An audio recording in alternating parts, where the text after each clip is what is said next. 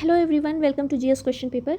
GS question paper में भारत में विभिन्न जो क्रांतियाँ हुई हैं, जैसे गोल क्रांति, रजत क्रांति, हरित क्रांति, श्वेत क्रांति, इन सभी क्रांतियों से रिलेटेड और उनके जो जनक हैं उनसे रिलेटेड हम लोग कुछ पॉइंट्स को देखेंगे। चलिए, यहाँ पर आप लोग देख रहे होंगे भारत में विभिन्न क्रांतियों के जनक इस प्रकार हैं। पहला हुआ था हरित क्रांति, जिसके जनक का नाम था एम.एस. स्वामीनाथन। ये कई बार एग्जाम्स में पूछा भी गया है। इनका पूरा नाम है मनकोम्बु संबाशिवन स्वामीनाथन, जिनका जन्म 7 अगस्त 1925 को कुंभकोणम में हुआ था। इनको भारत में अनुवांशिकी विज्ञानी के तौर पर जाने जाते हैं और भारत की हरित क्रांति के पिता या जनक माने जाते हैं। अब इसमें पॉइंट ये बनता है, 1966 में इन्होंने मैक्सिको के बीजों को पंजाब के घरेलू किस्म की बीजों के साथ मिश्रित करके उच्च उत्पादकता वाले संकर गेहूं के बीज विकसित किए थे, तो जिससे गेहूं की पैदावार में बहुत ज़्यादा वृद्धि हुई थी और इस तरीके से भारत में हरित क्रांति का शुरुआत हुआ। चलिए, विश्व में हरित क्रांति के पिता किसे कहते हैं इसके बारे में देख लेते हैं। तो नॉर्मन बोरलॉग, जो कि मैक्सिकन बीजों को करते हैं, तो ये मैक्सिकन कृषि वैज्ञानिक रहते हैं नॉर्मन बोरलॉग। इनको हरित क्रांति का जनक कहा जाता है। इन्हीं के साथ काम करके भारत में भी हरित क्रांति को लाए थे। वर्ष 1970 में नॉर्मन बोरलॉग को उच्च उपज देने वाली किस्मों, जिसको हाई यील्डिंग वैरायटीज़ बोलते हैं, HYVs को विकसित करने के लिए उनके कार्य के लिए नोबेल पुरस्कार दिया गया था। नेक्स्ट बढ़ते हैं, भारत में नीली क्रांति का जनक कौन है। तो भारत में जो नीली क्रांति के जनक हैं ये अरुण कृष्णन हैं। अरुण कृष्णन के साथ डॉक्टर हीरालाल चौधरी को भी जानते हैं। तो इसके बारे में, हीरालाल चौधरी के बारे में हम लोग बाद में पढ़ते हैं। अभी अरुण कृष्णन, नीली क्रांति, जिसे नीली क्रांति मिशन के नाम से जाना जाता है, 1985 में डॉक्टर हीरालाल चौधरी और डॉक्टर अरुण कृष्णन के द्वारा शुरू की गई एक प्रसिद्ध पहल थी। अब इस नीली क्रांति के जनक के रूप में इन दोनों लोगों को माना जाता है। नीली क्रांति में हुआ क्या था कि मछली और समुद्री उत्पाद में तेज वृद्धि को नीली क्रांति कहा जाता है। नीली क्रांति योजना की शुरुआत 7वीं पंचवर्षीय योजना में जापान के सहयोग से की गई थी। ये पॉइंट आपका मोस्ट इम्पॉर्टेंट हो जाता है कि नीली क्रांति योजना की शुरुआत कब की गई थी। तो इसकी शुरुआत की गई थी 7वीं पंचवर्षीय योजना में जापान के सहयोग से। आगे बढ़ते हैं, श्वेत क्रांति, जो भारत में हरित क्रांति के बाद दूसरी क्रांति हुई थी, वो थी श्वेत क्रांति। तो इसके बारे में देखते हैं। श्वेत क्रांति के जो जनक हैं वो डॉक्टर वर्गीस कुरियन को बोला जाता है। श्वेत क्रांति के जरिए दूध के उत्पादन में आश्चर्यजनक वृद्धि इन्हीं कुरियन के नेतृत्व में हुई थी, इसीलिए इन्हें श्वेत क्रांति का जनक कहा जाता है। आप लोगों ने ऑपरेशन फ्लड सुना होगा, तो दुग्ध क्रांति और ऑपरेशन फ्लड इसी श्वेत क्रांति को ही कहते हैं, जिससे कि भारत में दूध की कमी को दूर किया जा सके। इसी के लिए ऑपरेशन फ्लड चलाया गया था, जिससे भारत में श्वेत क्रांति आई थी। दुग्ध उत्पादन में भारत का जो स्थान है वो प्रथम है और दूसरे स्थान पर अमेरिका का नंबर आता है। शीर्ष 5 प्रमुख उत्पादक राज्य भारत में देखें तो उत्तर प्रदेश, अभी जो लेटेस्ट डाटा के अनुसार, इसके पहले राजस्थान था, अभी उत्तर प्रदेश भारत में सबसे अधिक दूध उत्पादक करने वाला राज्य बन गया है। इसके बाद राजस्थान, फिर तीसरे नंबर पर आंध्र प्रदेश, चौथे नंबर पर गुजरात और 5वें नंबर पर पंजाब राज्य का नंबर आता है। अब बात करें हरियाणा की, तो हरियाणा को भारत की दूध की बाल्टी कहा जाता है। जैसे चीनी का कटोरा या चावल का कटोरा, तो ऐसे ही हरियाणा को भारत की दूध की बाल्टी भी कहते हैं। नेक्स्ट है भारत में प्रेरित प्रजनन। इस क्रांति के जनक कौन थे? हीरालाल चौधरी। ये नीली क्रांति से भी रिलेटेड थे। आइए इनके बारे में देखते हैं। यहाँ इनका पिक्चर है, ये हीरालाल चौधरी जी हैं। हीरालाल चौधरी एक बंगाली भारतीय थे और मत्स्य वैज्ञानिक थे। इन्होंने कार्प, एक मछली की प्रजाति होती है, उसके प्रेरित प्रजनन के जनक के रूप में माने जाते हैं। उनके द्वारा हाइपोफिजेशन के माध्यम से बीज उत्पादक तकनीक के आधार पर भारत में नीली क्रांति का विकास किया गया था। बाद में उन्होंने मछली में तालाबों में मछली उत्पादन के बढ़ाने के लिए सघन मिश्रित खेती का मार्ग प्रशस्त किया। अब आपको बताते चले ये मिश्रित खेती है क्या। तो जो हम लोग अनाज की खेती करते हैं, अनाज की खेती के साथ साथ पशुपालन, जैसे बकरी पालन हो गया या मुर्गी पालन हो गया या मछली पालन, इस तरीके से अगर जो आप खेती करते हैं तो उसे मिश्रित खेती कहा जाता है।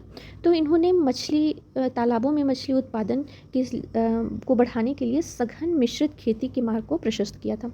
आंध्र प्रदेश को जानते हैं हम लोग, मछली के उत्पादन में और खेती में भारत में सबसे अधिक है, यानी कि यह नंबर 1 राज्य है मछली के उत्पादन में और मछली की खेती में। चीन विश्व में सबसे बड़ा मछली उत्पादक देश है। भारत का कौन सा नंबर है? तो भारत विश्व में मछली निर्यातक में चौथा सबसे बड़ा देश है, क्योंकि यह वैश्विक मछली उत्पादन में 7.7% का योगदान देता है। इसके अलावा भारत दुनिया में अंतर्देशीय मछली उत्पादन में पहले स्थान पर है और समग्र मछली की बात करें तो ये तीसरे स्थान पर आता है। नेक्स्ट पॉइंट देखते हैं हम लोग, भारत में गुलाबी क्रांति के जनक कौन है? तो गुलाबी क्रांति के जनक हैं दुर्गेश पटेल। अब ये गुलाबी क्रांति है क्या? तो गुलाबी क्रांति झींगा उत्पादन को बोलते हैं और इसके साथ साथ प्याज के भी उत्पादन को गुलाबी क्रांति बोलते हैं। आइए इसके कुछ मोस्ट इम्पॉर्टेंट पॉइंट्स देख ले। गुलाबी क्रांति की शुरुआत भारत में फार्मास्यूटिकल, प्याज और झींगा उत्पादन को बढ़ाने के लिए की गई थी। गुलाबी क्रांति का झींगा मछली के उत्पादन से संबंधित है, लेकिन बाद में इसे और ब्रॉड किया गया। इसमें अब मांस, पोल्ट्री फार्म और झींगा मछली का उत्पादन इन तीनों से लिया जाने लगा है और साथ साथ प्याज के उत्पादन से। गुलाबी क्रांति हरित क्रांति में अंतर अगर जो हम लोग बात करें तो गुलाबी क्रांति विटामिन की कमी को दूर करने के लिए लाई गई थी और जबकि हरी क्रांति कुपोषण से बचाने के लिए लाई गई थी। भारत संसार का सबसे बड़ा झींगा मछली निर्यातक राष्ट्र है। इस पॉइंट को आप लोग याद रखें कि पूरे विश्व में भारत संसार का सबसे बड़ा झींगा मछली निर्यातक राष्ट्र है, जो कि गुलाबी क्रांति की वजह से ही पॉसिबल हो पाया है। इस मछली के उत्पादन को बढ़ाने के लिए एक मिशन तैयार किया गया था जिससे झींगा मछली का उत्पादन बढ़ाया जा सके। परिणाम स्वरूप हम देखते हैं कि झींगा मछली के उत्पादन एवं निर्यात में वृद्धि हुई, जिससे गुलाबी क्रांति या पिंक रिवॉल्यूशन की उपमा दी गई है। भारत वैश्विक स्तर पर एक्वा उत्पादकों का दूसरा सबसे बड़ा उत्पादक और उपभोक्ता भी है। पहले नंबर पर कौन है? तो वो है चीन। चलिए नेक्स्ट है, भारत में स्वर्णिम क्रांति का जनक किसे बोला जाता है? तो स्वर्णिम क्रांति का जनक निरपह तुतेजा को बोला जाता है। भारत में 1991 से 2003 के बीच में स्वर्ण क्रांति हुई। अब ये स्वर्ण क्रांति क्या है?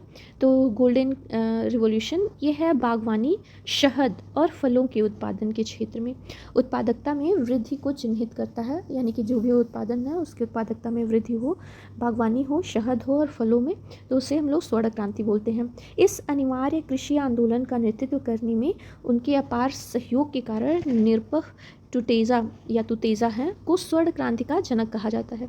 स्वर्ण क्रांति का दूसरा मुख्य रूप से शहद और बागवानी के उत्पादन को बढ़ावा देने पर केंद्रित करता है।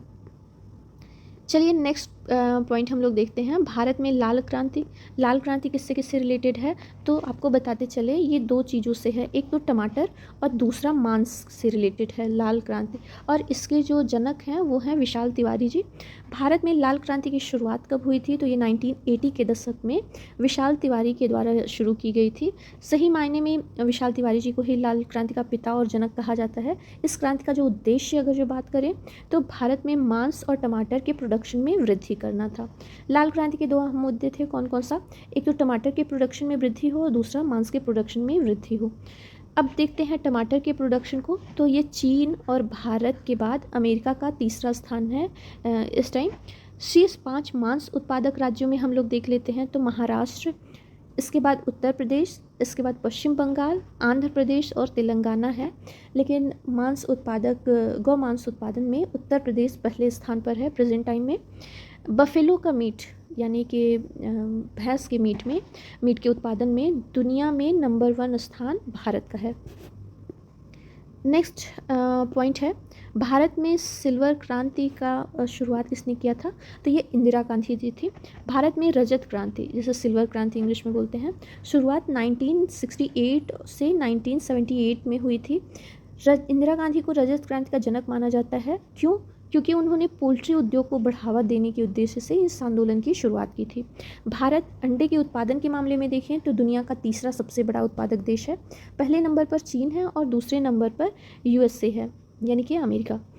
कुल 5 प्रमुख अंडा उत्पादक राज्य की बात करें तो पहले नंबर पर आता है आंध्र प्रदेश, जो कि कई सालों से है। दूसरे नंबर पर तमिलनाडु का नंबर आता है, तीसरे पर तेलंगाना, फिर पश्चिम बंगाल और सबसे लास्ट में 5वें नंबर पर कर्नाटक है। और अंडा उत्पादन में उत्तर प्रदेश का देखें तो ये 6ठा स्थान है। पीली क्रांति के जनक किसे कहते हैं? तो ये हैं सैम पित्रोदा।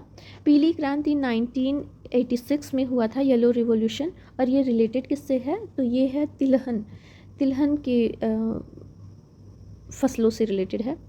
आगे देखते हैं, पीली क्रांति 1986 में शुरू हुई थी और यह 1987 तक चलती रही। इस क्रांति का मुख्य उद्देश्य तिलहन का उत्पादन करना था या तिलहन उत्पाद को बढ़ाना था। मुख्य रूप से पीली क्रांति में लक्षित प्रमुख तिलहन हैं, ये लगभग 9 हैं। कौन कौन से, सरसों, तिल, मूंगफली, सोयाबीन, कुसुम, सूरजमुखी, नाइजर, अलसी और अरंडी, इन पर यह सबसे ज़्यादा लक्षित है।